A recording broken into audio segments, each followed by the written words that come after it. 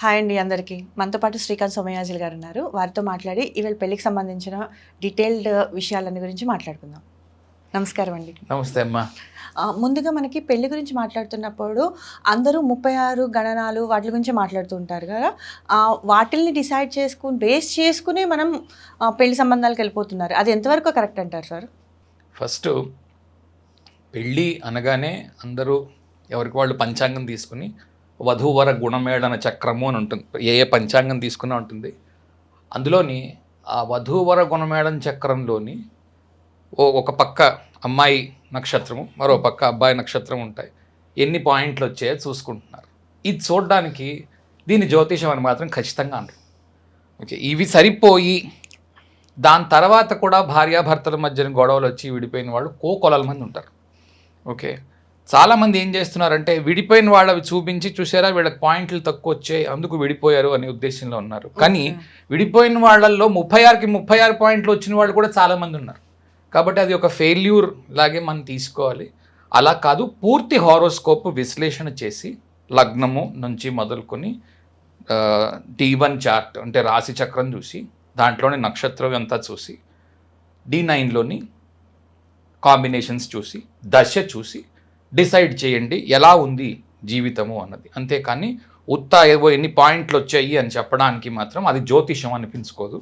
అది కరెక్ట్ పద్ధతి కూడా కాదు అనే చెప్పాలి. అది సమాధానం. ఇప్పుడు నక్షత్రాలు నవాంశలు అన్నీ బాగానే ఉండి కానీ దశ మాత్రం మీరు అనేటు వేరే రకంగా వచ్చింది అనుకోండి. ఫర్ ఎగ్జాంపుల్ పెళ్ళి వెంటనే దశలు వచ్చినాయి, అప్పుడు అలాంటి వాటికి ఏదైనా పరిహారాలు చేస్తే సరిపోతుంది అంటారు. అది ఎలా ఉంటుంది? ఏదైనా పూర్తి జాతకం చూస్తే తప్ప చెప్పడం కష్టము. ఫస్ట్ థింగ్, మొట్టమొదటగా ఉత్త దశలోనే చూపెట్టదు. ఏదైనా ఇబ్బంది ఉంది అని అన్నప్పుడు D1లో రాశి చక్రము వేసి చూసినప్పుడు D1లోని లగ్నము, లగ్నాధిపతి డిస్పోజిటరు, సప్తమము, సప్తమాధిపతి డిస్పోజిటర్, ఈ మూడింటి నక్షత్రాలు చూస్తాం. చూసి దాంట్లో నుంచి చాలా వరకు ఇన్ఫర్మేషన్ వచ్చేస్తుంది. మీరు నా క్లాసులో ఒకవేళ నక్షత్ర క్లాసులు విని ఉంటే కనుక దాంట్లో ఖచ్చితంగా ఇన్ఫర్మేషన్ వస్తుంది. లేదా సప్తమాధిపతి ద్వితీయంలో ఉండడము, లగ్నాధిపతి ద్వితీయంలో ఉండడము, ఇవి కనిపిస్తాయి, కనిపించకుండా ఉండవు. ఓకే, దాని తర్వాత మీరు నవాంశకు వచ్చి చూసి రాశితుల్య నవాంశ చూస్తే రాశితుల్య నవాంశలో ఖచ్చితంగా కనిపిస్తాయి, కనిపించకుండా ఉండవు. దాని తర్వాత మీకు దశలో కనిపిస్తాయి. అందుకే ఈ 3 విషయాలు చూసి దాంట్లో ఏమున్నాయో బాధలు చూసి దాన్ని బట్టి పరిహారం ఇవ్వాల్సి ఉంటుంది. అంతేకాని 36 పాయింట్లు రాలేదు, లేకపోతే కొంతమంది 18 అని ఒక నంబర్ పెట్టుకున్నారు.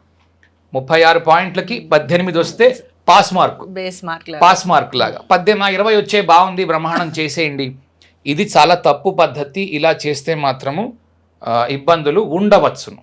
కాబట్టి పూర్తి విశ్లేషణ చేసుకుంటే 5 పాయింట్లు వచ్చాయా 10 పాయింట్లు వచ్చాయా పక్కన పెడితే పూర్తి విశ్లేషణ చేయవలసి ఉంటుంది. బెస్ట్ పద్ధతి ఏంటి ఈ రోజుల్లోని అంటే పిల్లకి పిల్లవాడికి ఇండివిజువల్ హారోస్కోప్స్లోని డివోర్స్ యోగాలు లేకుండా ఉంటే, విడిపోయే యోగాలు లేకుండా ఉంటే సరిపోతుంది. ఆ 2 జాతకాలని కలిపి చెయ్యవచ్చును. ఎందుకంటే ఈ రోజుల్లో చాలా విషయాల్లో మార్పు వచ్చింది కనుక. ఇది సమాధానం. షష్టాష్టకాలు అంటే ఏంటి స్వామి? అందులోనూ వధూవరులకి షష్టాష్టకం వచ్చిందంటే పెళ్లి చేయవచ్చా చేయకూడదా? ఓకే, షష్టాష్టకాలు అని అంటే 2 రకాలుగా చూస్తున్నారు. ఈ అబ్బాయి రాశి ఏంటి, అమ్మాయి రాశి ఏంటి. ఫర్ ఎగ్జాంపుల్ ఒకరి రాశి ఏదో కర్కాటకం అనుకుందాం, ఇంకొకరి రాశి కుంభం అనుకుందాం. కర్కాటకం నుంచి కుంభానికి లెక్క పెడితే 8 గళ్ళు వస్తాయి. కుంభం నుంచి కర్కాటకానికి లెక్క పెడితే 6 గళ్ళు వస్తాయి. దీన్ని షష్ట అష్టకము అంటాం. 6, 8 ఇలా ఉంటే మంచిది కాదు అనే ఉద్దేశంలో ఉన్నారు. ఇది చంద్రుడికి అంటే రాశికి చూస్తున్నారు, లగ్నానికి చూస్తున్నారు. లగ్న షష్టాష్టకము, రాశి షష్టాష్టకము, లేదా చంద్ర షష్టాష్టకము, లగ్న షష్టాష్టకము అని అంటారు. కానీ దీంట్లో కూడా చాలా ఇవి ఉన్నాయి, దీంట్లో కూడా చాలా ఎక్సెప్షన్స్ ఉన్నాయి. షష్టాష్టకాలు ఉండడం మాత్రం చేతను డివోర్స్ వస్తుంది అని అనుకోవడం చాలా అవివేకం అని అనిపిస్తుంది నా ఉద్దేశంలో. ఫర్ ఎగ్జాంపుల్ ఒకరిది తులా ఉంది, మరొకరిది మీనం ఉంది. ఇవి షష్టాష్టకాలు అవుతాయి, కానీ బ్రహ్మాండంగా ఉంది, ఏమీ ప్రాబ్లం లేదు. ఎందుకంటే ఒక చోట తులలో శుక్రుడికి ఆధిపత్యం ఉంది, మరో చోట శుక్రుడికి ఉచ్చ ఉంది. సో రెండిటికి ఇష్టమైన ప్లేస్గా ఒక గ్రహం అయినా కనీసం కనబడుతున్నప్పుడు బాగా ఉండవచ్చు. కానీ మళ్ళీ మొట్టమొదటి మాట చెప్తున్నాను ఏంటి అంటే మ్యాచింగ్ కంటే ఇండివిజువల్ హారోస్కోప్స్లో డివోర్స్ ఉందా లేదా అన్నది ఇది చాలా ఇంపార్టెంట్. ఇండివిజువల్ హారోస్కోప్స్లో డివోర్స్ లేకుండా ఉన్నదాన్ని తీసుకొని వచ్చి చెయ్యండి. ఓకే, ఒకవేళ డివోర్స్ ఉంటే మాత్రము ఇద్దరి జాతకాల్లోని ఉంటుంది, ఇద్దరిది మనం తీసుకొచ్చి కలుపుతాము. ఇలాగే పాయింట్స్ లేకపోతే ఏ షష్టాష్టకాలో లేవనుకుని తీసుకొని వచ్చి చేస్తాం.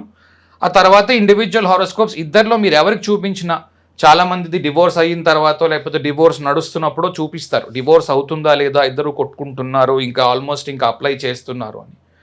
అప్పుడు ఇండివిజువల్గా ఒక హారోస్కోప్ చూసినా కూడా వెంటనే చెప్పొచ్చు ఇప్పుడు పలానా టైంలో పెళ్ళైంది, పలానా టైంలో డివోర్స్ వస్తుంది అని. మనం చాలా ఎగ్జాంపుల్స్ మన క్లాసుల్లో కూడా చాలా సార్లు చేసాం. చాలా ఎగ్జాంపుల్స్ మీరు కూడా చూసాము. ఇక్కడ మీరు తులా మీనం గురించి మాట్లాడగలరు కాబట్టి నేను ఇంకొకటి అడుగుతున్నాను, ఎందుకంటే అది శుక్రుడికి కామన్ ప్లేస్ కాబట్టి అని ఇన్ఫార్మ్ చేశారు. కానీ కుజుడు ఇప్పుడు మేషము వృచ్చికము తీసుకోండి ఫర్ ఎగ్జాంపుల్, అది కూడా మంచిదే. ఓకే, ఇద్దరికి ఒకటే ఇదవుతోంది కాబట్టి అది కూడా మంచిదే. షష్టాష్టకాలు అన్నట్టు గుడ్డి షష్టాష్టకాలుగా చెయ్యొద్దు. కానీ నన్ను అడిగితే ఇప్పుడు నేను చెప్పాను అన్నిటికంటే వర్స్ట్గా భావించేది కర్కాటకము, కుంభం. ఓకే, కర్కాటక కుంభాలు ఎక్కువ ఇబ్బందులు వచ్చేది అక్కడ.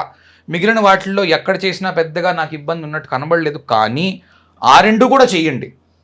కానీ మనుష్యుల యొక్క వృత్తి ప్రవృత్తులు, ఇప్పుడు ఈ రోజుల్లో అమ్మాయి ఏం చదువుకున్న అమ్మాయి ఉద్యోగం చేస్తోంది, అమ్మాయి ఏదో డాక్టరు, ఆ అమ్మాయి ఏదో లాయరు, ఆ అమ్మాయి ఏదో పెద్ద సాఫ్ట్వేర్ కంపెనీలో ఆవిడే వైస్ ప్రెసిడెంట్. ఓకే, అలాంటివి పొజిషన్స్ ఉన్నప్పుడు ఈ 6వ ఇంట్లో 8వ ఇంట్లో గ్రహాలు ఉండడం చాలా సహజము. చాలామంది 6వ ఇంట్లో గ్రహం ఉంది వద్దు, ఓకే 8వ ఇంట్లో గ్రహం ఉంది వద్దు, ఇలా మానేసుకుంటున్నారు. ఇది చాలా తప్పు, ఇలా చేయకూడదు. ఇది సమాధానం.